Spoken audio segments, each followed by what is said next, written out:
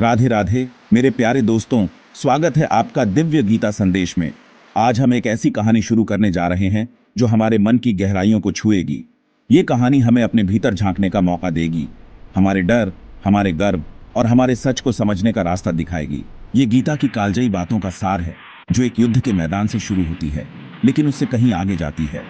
ये अर्जुन की कहानी है, एक शूरवीर जिसके हाथ में धनुष था लेकिन मन में सवालों का तूफान। और ये कृष्ण की कहानी है, जो उसका मार्गदर्शक बना, उसका सखा और उसकी सच्चाई का आईना। ये सफर सिर्फ अर्जुन का नहीं, हम सबका है। तो चलिए इस यात्रा की शुरुआत करते हैं। अर्जुन युद्ध के मैदान में खड़ा था। चारों तरफ शंखनाद गूंज रहा था, तलवारों की चमक थी और हवा में तनाव की गंध थी। लेकिन उसके सामने जो लोग खड़े थे, वो कोई अनजान दुश्मन नहीं थे। वो उसके अपने थे, उसके चाचा जिन्होंने उसे बचपन में कहानियां सुनाई थीं, उसके गुरु जिन्होंने उसे धनुष उठाना सिखाया था और उसके भाई जिनके साथ उसने हंसी मजाक किया था। अर्जुन का मन भारी हो गया। उसने सोचा, इन सबको मारकर मैं क्या पाऊंगा? एक ऐसा राज्य जिसकी नींव मेरे अपनों के खून से बनी हो। उसकी नजर अपने धनुष पर गई, जो कभी उसकी शक्ति थी, अब उसे बोझ लग रहा था। उसने अपने हथियार नीचे रखे और कहा, अगर मेरे ये अपने मुझे मार दें तो शायद मेरे लिए वो बेहतर है।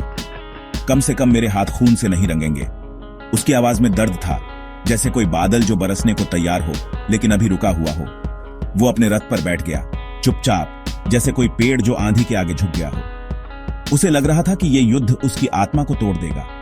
मैं अपने गुरुओं को कैसे मार सकता हूं, जिन्होंने मुझे हर कला सिखाई, जिनके आशीर्वाद से मैं यहां तक पहुंचा? ये अधर्म होगा, ये पाप होगा। उसकी आंखें नम थीं, उसका चेहरा उदास था। कृष्ण ने अर्जुन को इस हाल में देखा। उनकी आंखों में एक चमक थी, जैसे वो सिर्फ अर्जुन के चेहरे को नहीं, उसके मन को भी देख सकते हो। उन्होंने कहा, ये कमजोरी कहां से आ गई अर्जुन? ये मौका डरने का नहीं है। ये दुख तुम जैसे शूरवीर के लिए शर्म की बात है। उठो, अपने मन को संभालो और जो सामने है उसका जवाब दो। उनकी आवाज में सख्ती थी, लेकिन साथ में एक गहराई भी थी, जैसे कोई बड़ा भाई अपने छोटे भाई को प्यार से झिड़क रहा हो। शायद हमें लगे कि कृष्ण की बात कठोर थी, लेकिन वो अर्जुन के दिल की परतें खोल रहे थे। कृष्ण ने देखा कि अर्जुन का दुख बाहर से सच्चा लग रहा है, लेकिन उसमें कुछ और भी छुपा है। वो दुख सिर्फ अपनों के लिए नहीं था, वो अपनी पहचान के लिए भी था। अर्जुन सोच रहा था, अगर मैं अपने लोगों को मार दूं तो लोग मुझे क्या कहेंगे? मेरा नाम कैसे याद रखा जाएगा? आज के जमाने में ऐसा ही कुछ होता है। मान लीजिए एक कारीगर अपने पुराने साथी के खिलाफ काम करने से हिचकिचाए। बाहर से वो कहे, मैं उसे धोखा नहीं दे सकता, लेकिन भीतर से वो सोचे, अगर मैं ऐसा करूं तो लोग मुझे बेवफा कहेंगे। ये दुख कम, गर्व ज्यादा है। अर्जुन का मन भी ऐसा ही था। वो अपने अपनों को खोने से जितना डर रहा था, उससे कहीं ज्यादा अपनी छवि खराब होने से घबरा रहा था। कृष्ण ने कहा, तू डरपोकों की तरह बात कर रहा है। ये तेरे लिए सम्मान की नहीं, शर्म की बात होगी। ये सुनकर शायद हमें लगे कि कृष्ण उसका हौसला तोड़ रहे हैं, लेकिन सच में वो उसे जगा रहे थे। वो अर्जुन को उसकी सच्चाई दिखाना चाहते थे, जैसे कोई गुरु अपने शिष्य से कहे, तू इससे बेहतर है, अपने डर को ढाल मत बना। कृष्ण ने देखा कि अर्जुन का दुख बाहर से जितना गहरा दिखता है, भीतर से उतना ही उलझा हुआ है। वो अपने अपनों की चिंता कर रहा था, लेकिन उससे भी ज्यादा इस बात का डर था कि उनकी मौत उसके नाम पर दाग बन जाएगी। मान लीजिए आज कोई गायक अपने पुराने दोस्त के साथ मंच साझा करने से हिचकिचाए। वो कहे, मैं उसे नीचा नहीं दिखाना चाहता, लेकिन भीतर से सोचे, अगर वो मुझसे बेहतर गाया तो मेरी इज्जत क्या होगी? अर्जुन भी ऐसा ही सोच रहा था। वो कह रहा था, मैं अपने गुरुओं से नहीं लड़ सकता, लेकिन उसकी बात में एक छुपा हुआ डर था। अगर उसने ऐसा किया तो उसकी शान, उसकी पहचान सब दांव पर लग जाएगी। ये दुख उसके अपनों से ज्यादा उसके अपने बारे में था। वो सोच रहा था, अगर मैं मर जाऊं तो लोग मुझे याद रखेंगे, एक ऐसा शूरवीर जो अपने अपनों के खिलाफ नहीं लड़ा। कृष्ण ने अर्जुन के मन को ऐसे पढ़ा, जैसे कोई चरवाहा अपनी भेड़ों को दूर से देखता है। उन्होंने देखा कि अर्जुन के आंसुओं के पीछे करुणा कम, चिंता ज्यादा थी। करुणा वो है जो बिना शर्त बहती है, जैसे कोई झरना जो सबको पानी देता है, बिना ये सोचे कि कोई उसकी तारीफ करेगा या नहीं। लेकिन अर्जुन का दुख ऐसा नहीं था। वो हालात से पैदा हुआ था। उसे अपने अपनों का ख्याल था, लेकिन उससे भी ज्यादा इस बात का डर था कि उनकी मौत उसके नाम को कलंकित कर देगी। आज कोई गांव का मुखिया गांव की भलाई के लिए कुछ न करे और कहे मैं उन्हें तकलीफ नहीं दे सकता, लेकिन भीतर से वो सोचे अगर मैं नाकाम हुआ तो लोग मुझे कमजोर कहेंगे। अर्जुन का दुख भी ऐसा ही था, खुद को ऊंचा दिखाने की कोशिश। फिर अर्जुन बोला, अगर मैं अपने बड़ों को मार दूं तो जो अन्न खाऊंगा वो उनके खून से रंगा होगा। इससे तो बेहतर है कि मैं भीख मांग लूं। उसकी बात में वजन था, लेकिन कृष्ण ने उसकी गहराई देखी। अर्जुन सिर्फ अपने अपनों की चिंता नहीं कर रहा था, वो अपने भविष्य की चिंता कर रहा था। उसे डर था कि जीत के बाद भी वो शांति से न जी सकेगा। आज कोई किसान अपने खेत को बचाने के लिए गलत रास्ता न चुने और कहे मैं ऐसा नहीं कर सकता, ये मेरे सिद्धांतों के खिलाफ है, लेकिन भीतर से वो सोचे अगर मैं ऐसा करूं तो मेरे मन का सुकून कहां रहेगा। अर्जुन भी ऐसा ही सोच रहा था, लेकिन उसका डर सिर्फ खून खराबे का नहीं था। उसे इस बात का डर था कि लोग उसके बारे में क्या कहेंगे। कृष्ण ने कहा, जो तू कर रहा है वो डर के कारण है, अपने मन में झांक कर देख। उनकी बातें तेज थीं, मानो कोई तेज हवा जो पत्तों को हिलाकर उनकी नींद उड़ा दे। वो अर्जुन को समझाना चाहते थे कि उसका दुख सच्चाई से कम, दिखावे से ज्यादा जुड़ा है। जैसे कोई दादी अपने पोते को समझाए, रो मत, बात को समझ। कृष्ण ने देखा कि अर्जुन अपने ही बनाए जाल में फंसा है। वो अपने दुख को इतना बढ़ा चढ़ाकर बता रहा था कि असली बात छुप गई थी। अर्जुन कह रहा था, मैं अपने गुरुओं को कैसे मार सकता हूं, वो मेरे लिए पूजनीय हैं, लेकिन वो ये नहीं कह रहा था कि वो उनकी जान बचाना चाहता है। असल में वो कह रहा था, मैं ऐसा इंसान नहीं हूं जो अपने गुरुओं पर वार करे। ये बात उसके अहंकार की थी, उसे अपनी इमेज की चिंता थी। मान लीजिए आज कोई सिपाही अपने कमांडर से कहे मैं अपने साथियों के खिलाफ नहीं लड़ सकता, लेकिन मन ही मन सोचे अगर मैं ऐसा करूंगा तो लोग मुझे गद्दार कहेंगे। अर्जुन भी कुछ ऐसा ही सोच रहा था। वो अपने दुख को ढाल बनाकर अपने अहंकार को बचा रहा था। वो दो नावों में सवार था, या तो वो जीतकर राजा बनेगा या फिर सब छोड़कर भिखारी बन जाएगा। बीच का कोई रास्ता उसे नजर ही नहीं आ रहा था। यही अहंकार की फितरत होती है। अहंकार हमेशा ऊंचा या नीचा देखता है, बीच में वो टिकता नहीं, क्योंकि बीच में उसकी कोई पूछ नहीं होती। तो दोस्तों, आज हमने कहानी की शुरुआत देखी। अर्जुन का मन असली युद्ध के मैदान में नहीं, बल्कि अपने मन के मैदान में उलझा हुआ था। कृष्ण उसे सही रास्ता दिखाने की कोशिश कर रहे थे, लेकिन अर्जुन अभी अपने ही विचारों में खोया हुआ था। ये कहानी हमें अपने अंदर झांकने के लिए कहती है। क्या हम भी कभी अपनी इज्जत बचाने के लिए सच से मुंह मोड़ लेते हैं? क्या हम भी अपने डर को दुख का नाम दे देते हैं? सोचिए, और अगले पार्ट में हम देखेंगे कि अर्जुन का मन कैसे और उलझ जाता है। Section: The Depths of Arjuna's Mind. Duration: March 30th, 00, Pasi Tens.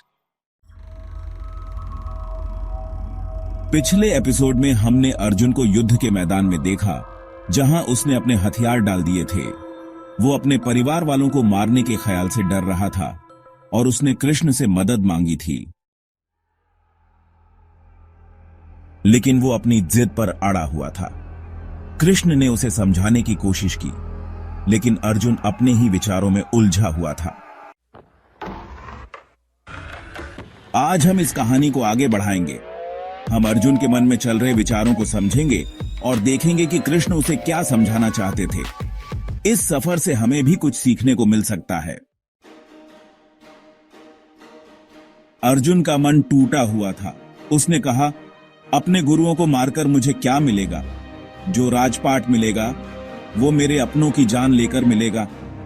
इससे तो अच्छा है कि मैं सब छोड़कर जंगल में चला जाऊं। मुझे समझ नहीं आ रहा कि क्या करूं। जिनके बिना मेरा जीना मुश्किल है, उन्हें मारकर मैं कैसे जी पाऊंगा?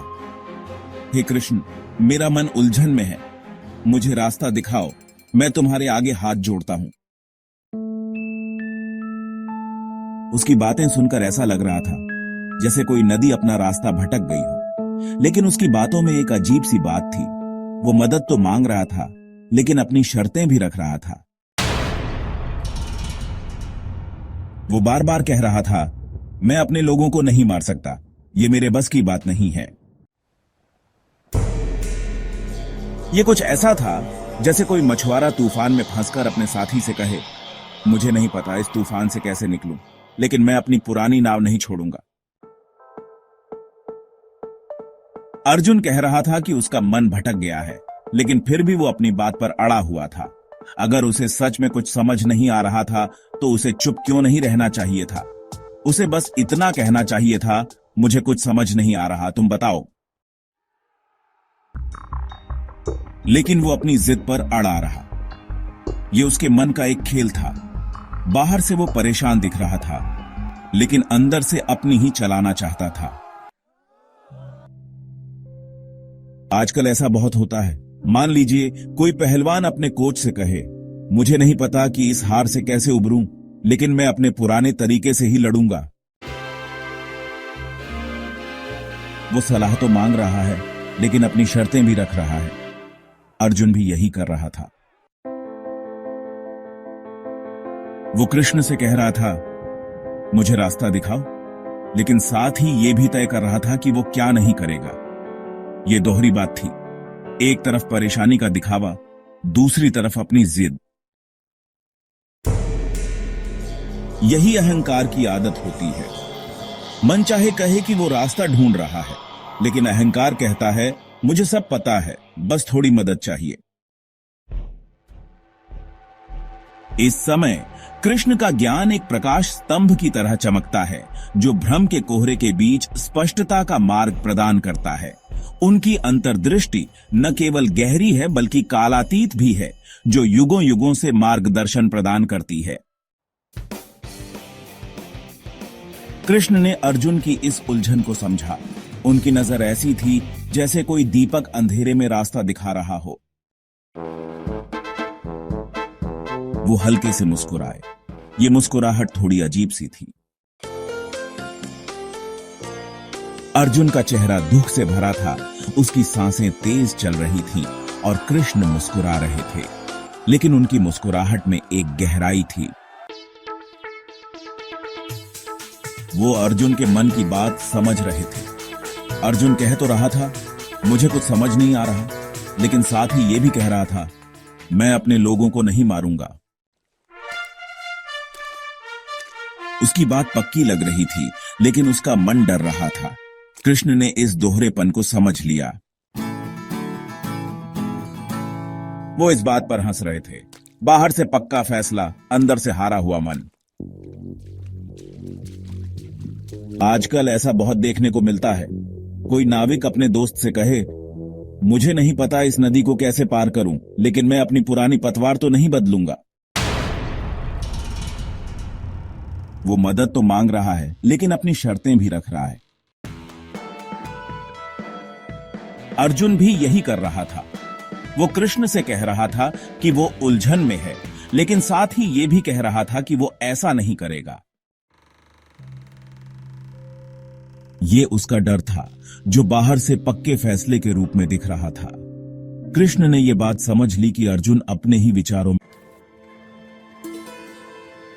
अर्जुन के मन में दो छोर थे, या तो वो सब जीतकर सबसे बड़ा राजा बने, या सब छोड़कर जंगल में साधु बन जाए। बीच का कोई रास्ता उसके लिए था ही नहीं। ये अहंकार की पहचान है। अहंकार हमेशा सबसे ऊंचा या सबसे नीचा चुनता है। बीच में वो जी नहीं सकता, क्योंकि बीच में उसकी सत्ता खत्म हो जाती है।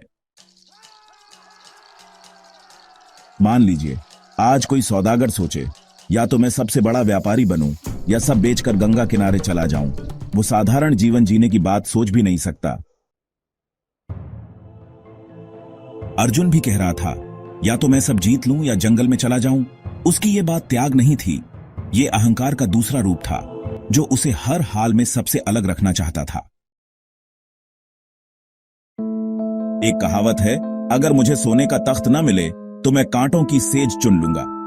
अर्जुन का मन भी ऐसा ही था। कोई शिल्पी या तो सबसे नायाब मूर्ति बनाना चाहता है, या सब छोड़ देता है। बीच में साधारण कारीगर बनकर खुश नहीं रह सकता। अर्जुन सोच रहा था, अगर मैं सबसे बड़ा नहीं बन सकता तो सबसे अलग साधु बन जाऊंगा। यह उसका गर्व था जो उसे हर हाल में ऊंचा रखना चाहता था। कृष्ण ये सब देख रहे थे। उन्होंने समझा कि अर्जुन का दुख जितना बाहर से बड़ा दिखता है उतना ही भीतर से उलझा हुआ है। एक छोटी कहानी है। एक धनवान था जिसके पास चमचमाती हवेलियां थीं, रेशमी कपड़े थे और हर सुख था। लेकिन एक दिन उसने सब छोड़ दिया और पहाड़ों में चला गया। लोग बोले, ये बिना छत के कैसे रहेगा, ये भूख कैसे सहेगा। लेकिन वो सबसे सख्त रास्ता चुनने लगा। जहां लोग गुफाओं में सोते वो खुले आसमान तले रहता। जहां लोग फल खाते वो उपवास करता। कुछ ही दिनों में उसकी देह सूख गई। क्यों? क्योंकि वो सबसे बड़ा तपस्वी बनना चाहता था। उसका अहंकार नहीं मरा, बस उसने अपना रंग बदल लिया। अर्जुन भी ऐसा ही सोच रहा था। अगर राजा नहीं बन सकता तो साधु बन जाऊंगा, लेकिन सबसे अलग रहूंगा। कृष्ण का नजरिया बहुत ऊंचा था। वो अर्जुन के मन की गहराई को देख रहे थे। उन्होंने कहा, तू जो कह रहा है वो सच से परे है। अपने मन को देख, तू बाहर से हारा हुआ दिख रहा है, लेकिन भीतर से अपनी सत्ता बचाना चाहता है। उनकी बात में एक साफ गोई थी, जैसे कोई झील जो अपनी शांति से सच दिखा दे। वो अर्जुन को बताना चाहते थे कि उसका दुख उसके अपनों से ज्यादा उसके अपने गर्व से जुड़ा है। अर्जुन कह रहा था, मुझे कुछ समझ नहीं आता, लेकिन साथ में यह भी कह रहा था, मैं जंगल में चला जाऊंगा। यह उसका डर था जो बाहर से त्याग की शक्ल में आ रहा था। मान लीजिए आज कोई रंगकार अपने दोस्त से कहे, मुझे नहीं पता कि इस रंग को कैसे सजाऊं, लेकिन साथ में बोले, मैं तो नया रंग नहीं मिलाऊंगा। वो सलाह मांग रहा है, लेकिन अपनी मर्जी थोप रहा है। अर्जुन भी ऐसा ही कर रहा था। वो कृष्ण से कह रहा था, मेरा मन भंवर में है, लेकिन यह भी कह रहा था, मैं ऐसा नहीं करूंगा। यह उसका अहंकार था जो उसे यह मानने नहीं दे रहा था कि वो सचमुच रास्ता भूल गया है। कृष्ण ने देखा कि अर्जुन का मन दो रंगों में बंटा था, एक जो मदद मांग रहा था, दूसरा जो अपनी बात पर अड़ा था। तो दोस्तों, आज हमने अर्जुन के मन की एक और परत देखी। वो बाहर से मदद मांग रहा था, लेकिन भीतर से अपनी जिद पर टिका था। कृष्ण उसे उसकी सच्चाई दिखाना चाहते थे कि उसका दुख उसके अपनों से ज्यादा उसके अहंकार से जुड़ा है। ये कहानी हमें अपने मन को समझने का मौका देती है। क्या हम भी कभी अपने डर को त्याग का नाम देते हैं? क्या हम भी अपने गर्व को परेशानी के पीछे छुपाते हैं? सोचिए, और अगले हिस्से में हम देखेंगे कि अर्जुन की ये उलझन कैसे और गहरी होती है। पिछले हिस्से में हमने अर्जुन को अपने कर्म और फल की चिंता में उलझा देखा। कृष्ण ने उसे बताया कि आत्मा अमर है, कर्म उसका कर्तव्य है और भक्ति उसकी शांति का रास्ता है। अर्जुन अभी भी अपने डर से जूझ रहा था, लेकिन कृष्ण उसे एक नई राह दिखा रहे थे। आज हम इस कहानी को पूरा करेंगे। हम गीता के उस ज्ञान में जाएंगे जो मन को एक करता है, और भागवत पुराण की उस शक्ति को देखेंगे जो हमें ईश्वर से जोड़ती है। यह अर्जुन की यात्रा का अंत है और हमारे लिए एक नई शुरुआत। अर्जुन युद्ध के मैदान में खड़ा था। उसके सामने तीरों की बौछार थी, लेकिन उसके भीतर सवालों की बारिश थम नहीं रही थी। उसने कृष्ण से कहा, हे कृष्ण, तू कहता है कि कर्म मेरा कर्तव्य है, तू कहता है कि फल की चिंता मुझे छोड़ देनी चाहिए, लेकिन मेरा मन अभी भी कांपता है। मैं हर कदम पर सोचता हूं कि यह सही है या गलत। मैं अपने आप को कैसे स्थिर करूं? मुझे वो रास्ता दिखा जो मेरे मन को शांति दे। उसकी आवाज में एक थकान थी, जैसे कोई पथिक जो लंबी यात्रा से लौटा हो। कृष्ण ने अर्जुन की ओर देखा। उनकी मुस्कान ऐसी थी जैसे कोई सूर्योदय जो रात को खत्म कर दे। उन्होंने कहा, अर्जुन, तेरा मन इसलिए कांपता है क्योंकि तू अपने आप को अलग समझता है। तू सोचता है कि ये युद्ध तेरा है, ये लोग तेरे हैं, ये जीत हार तेरी है। लेकिन सच ये है कि तू मुझसे अलग नहीं है। मैं तुझ में हूं और तू मुझ में है। जब तू ये समझ लेगा तो तेरा मन अपने आप स्थिर हो जाएगा। उनकी बात में एक गहराई थी, जैसे कोई गुफा जो बाहर से छोटी दिखे, लेकिन भीतर अनंत हो। अर्जुन ने सुना और बोला, पर मैं अपने आप को तुमसे एक कैसे करूं? मैं हर पल अपने विचारों में उलझ जाता हूं। मेरा मन शांत कैसे होगा? उसका सवाल ऐसा था जैसे कोई लहर जो समंदर से अपनी जगह पूछ रही हो। कृष्ण ने जवाब दिया, अर्जुन, अपने मन को मेरे पास ला, अपने विचारों को मेरे सामने रख। जब तू अपने सारे संदेह, सारे सवाल, सारी चिंताएं मुझे दे देगा तो तेरा मन खाली हो जाएगा और उस खालीपन में शांति आएगी। ये ज्ञान का रास्ता है, अपने आप को जानना और मुझे जानना। उनकी बात गीता के उस सत्य से जुड़ी थी जो कहता है कि आत्मा और परमात्मा एक हैं। कृष्ण ने, देख अर्जुन, ये संसार एक सपने की तरह है। जैसे रात को तू सोता है और सपने में पहाड़, नदियां, लोग देखता है। सुबह उठता है तो सब गायब हो जाता है। ये संसार भी ऐसा ही है। जो तू देख रहा है वो सच लगता है, लेकिन ये माया है। असली सच वो है जो कभी नहीं बदलता, मैं हूं। जब तू अपने मन को इस सच से जोड़ेगा तो तेरा डर खत्म हो जाएगा। उनकी बात में एक प्रकाश था, जैसे कोई तारा जो रास्ता दिखाए। भागवत पुराण में भी यही संदेश है। जब नरसिंह भगवान प्रहलाद को मिले तो उन्होंने कहा, मुझ में डूब जा, ये संसार बस एक छाया है। मान लीजिए कोई राही रेगिस्तान में चल रहा हो, उसे दूर एक झील दिखती है। वो दौड़ता है लेकिन वहां कुछ नहीं मिलता। वो प्यास से परेशान होता है, लेकिन फिर उसे याद आता है कि उसकी मशक में पानी है। वो झील को छोड़ अपनी मशक से पानी पीता है और उसकी प्यास बुझ जाती है। अर्जुन का मन भी उस राही की तरह था। वो संसार की माया में उलझा था, युद्ध, जीत, हार। लेकिन कृष्ण कह रहे थे, असली पानी मेरे पास है, मुझ में डूब जा। ये ज्ञान और भक्ति का मेल था। संसार को सपना समझो और ईश्वर को सच। अर्जुन ने कहा, पर अगर ये सब सपना है तो मैं अपने कर्म को कैसे गंभीरता से लूं? अगर कुछ सच नहीं है तो मैं क्यों लड़ूं? उसकी बात में एक गहराई थी, जैसे कोई शिष्य जो अपने गुरु से आखिरी सवाल पूछ रहा हो। कृष्ण ने जवाब दिया, अर्जुन, यह सपना तेरा कर्म है। तू इसमें जाग रहा है, इसे निभाना तेरा काम है, लेकिन इसे सच मानकर इसमें मत फंस। जैसे कोई नट मंच पर नृत्य करता है, वो हर कदम पर ध्यान देता है, लेकिन जानता है कि यह नाटक है। तू भी अपने कर्म को कर, पर यह समझ कि यह मेरा खेल है। उनकी बात में एक सादगी थी, जैसे कोई दोस्त जो रास्ता आसान कर दे। कृष्ण ने आगे कहा, अर्जुन, अपने मन को मेरे पास लाने का एक रास्ता है। मुझ में ध्यान लगा। जब तू अपने सारे काम मुझे समर्पित करेगा तो तेरा मन मेरे साथ एक हो जाएगा। यह भक्ति का रास्ता है। जैसे भागवत में मीरा मेरे नाम में डूबी थी। उसने न राज देखा, न समाज की चिंता की। वो सिर्फ मुझ में खोई थी। तू भी अपने युद्ध को मेरे लिए लड़। उनकी बात में एक मिठास थी, जैसे कोई राग जो मन को बांध ले। अर्जुन का मन अभी तक अपने कर्म को अपनी जंजीर मान रहा था। कृष्ण उसे बता रहे थे कि यह जंजीर नहीं, एक सेतु है ईश्वर तक पहुंचने का। मान लीजिए कोई माली अपने बगीचे में फूल लगाए। वो हर पौधे को पानी देता है, लेकिन यह नहीं सोचता कि फूल कब खिलेंगे। वो सिर्फ अपनी मेहनत करता है और बाकी सूरज और हवा पर छोड़ देता है। अर्जुन का मन अपने कर्म को पकड़े हुए था। वो हर तीर के नतीजे को सोच रहा था। कृष्ण कह रहे थे, अपने तीर मुझे समर्पित कर। तू सिर्फ धनुष उठा, बाकी मुझ पर छोड़ दे। यह समर्पण की शक्ति थी। कर्म करो, पर उसे ईश्वर के चरणों में रख दो। अर्जुन ने कहा, पर अगर मैं सब तुम्हें समर्पित कर दूं, तो क्या मेरा जीवन खाली नहीं हो जाएगा? मैं कौन रह जाऊंगा? उसकी बात में एक डर था, जैसे कोई नदी जो समंदर में मिलने से पहले रुक जाए।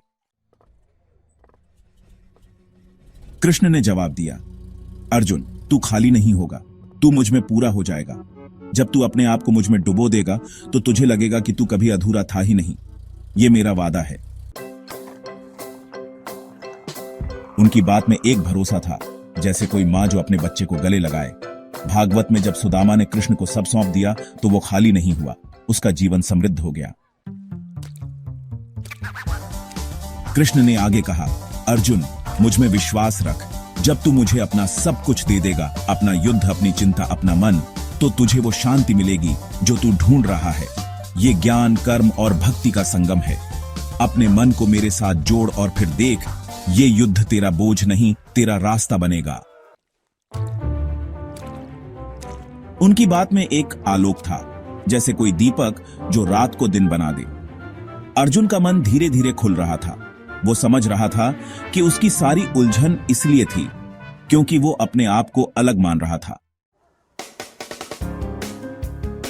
तो दोस्तों, आज हमने अर्जुन की इस यात्रा को पूरा होते देखा।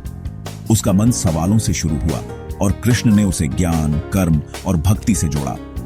गीता हमें सिखाती है कि हमारा मन तब तक अस्थिर रहेगा जब तक हम अपने आप को अलग समझेंगे। भागवत कहता है कि जब हम ईश्वर में डूब जाएंगे तो हमारा जीवन पूरा हो जाएगा। यह कहानी हमें अपने मन को एक करने का न्योता देती है। क्या हम भी अपने कर्म को अपनी पहचान मानते हैं? क्या हम भी अपने आप को ईश्वर से अलग समझते हैं? सोचिए। अगर आपको यह कहानी छू गई तो हमारे चैनल दिव्य गीता संदेश को सब्सक्राइब करना न भूलें। इस वीडियो को लाइक करें, अपने दोस्तों के साथ शेयर करें ताकि वो भी इस संदेश को सुन सकें। आपका हर लाइक और सब्सक्राइब हमें और बेहतर करने की ताकत देता है। अपने मन को शांत रखें, अपने कर्म को समर्पित करें और फिर मिलेंगे।